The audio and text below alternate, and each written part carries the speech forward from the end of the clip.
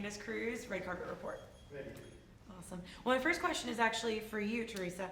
What was your original inspiration for this? Because I really related to all these characters. It was so raw and real, and I think that's what's so interesting about it. What brought the story upon itself?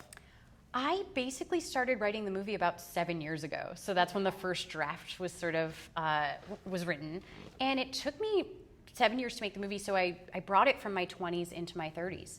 And I think it all started with sort of the horror of dating in my 20s and just getting my heart broken over and over again and just never being able to really fully feel content in a relationship and have a sense of companionship. And then going into my 30s and finding love and finding companionship. And I think that kind of, was definitely the sort of inspiration for the script itself.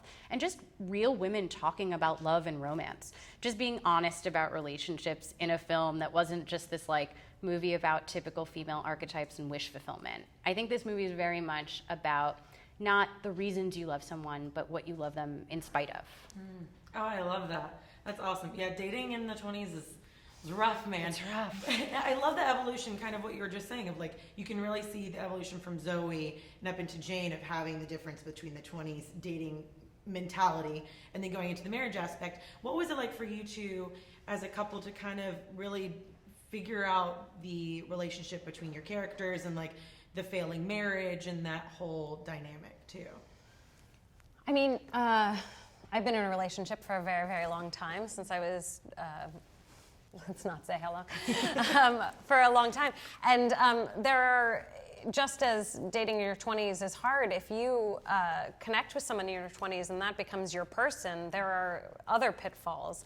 And who you are at 22 and who you choose to be with at 22 is often really not compatible with who you would choose to be with at 33. You're attracted to different things, you need different things. So unless you guys are willing to work on and grow together, and unless you've miraculously chosen well, which I think I got very lucky that I did.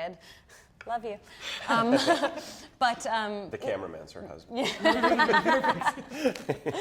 But it's very challenging, and these are two people who have grown apart, and it started with a lot of love, but it's unfortunately it's turned toxic as things do when they're not taken care of.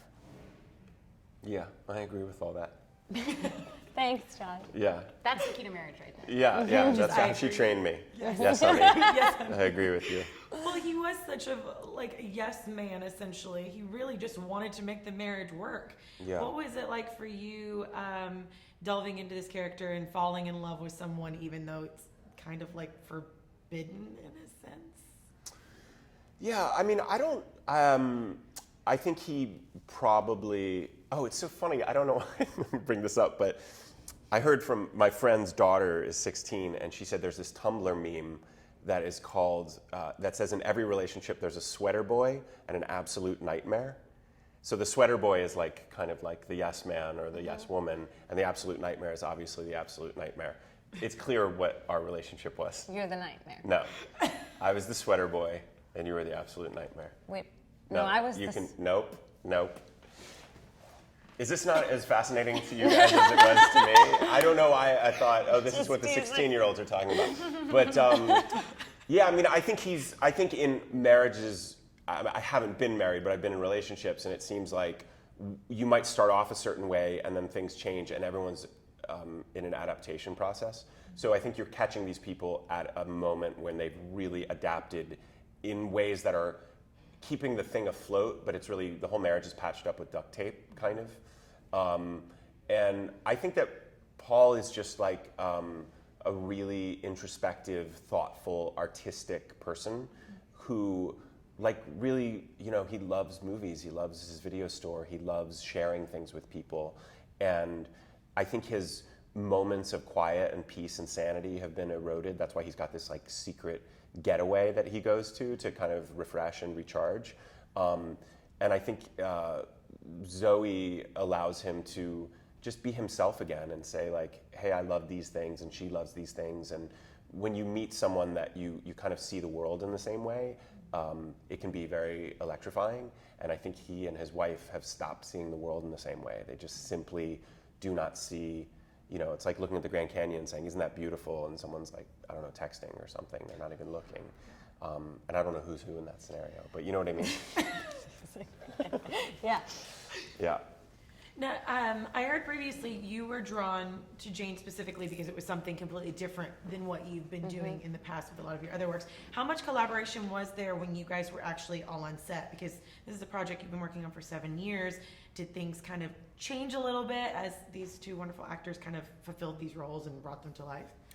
I think they changed on set a little bit because I know we didn't have rehearsal time. The movie had a very limited prep. So before we'd go into a scene, we'd do a read through. And then we'd kind of play with the lines and sort of play with some of the emotions in the scene and the arc itself. But yeah, I think Jane remained at least very much the same.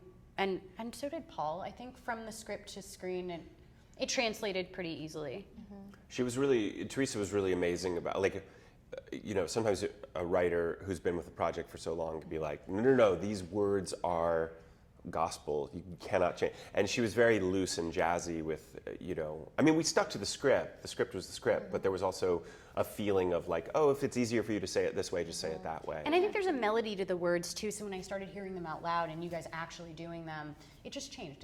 It's sort of like a song. You have to like alter it as you go. Cool. Well, thank you guys so much. Thank you so much. Thank you.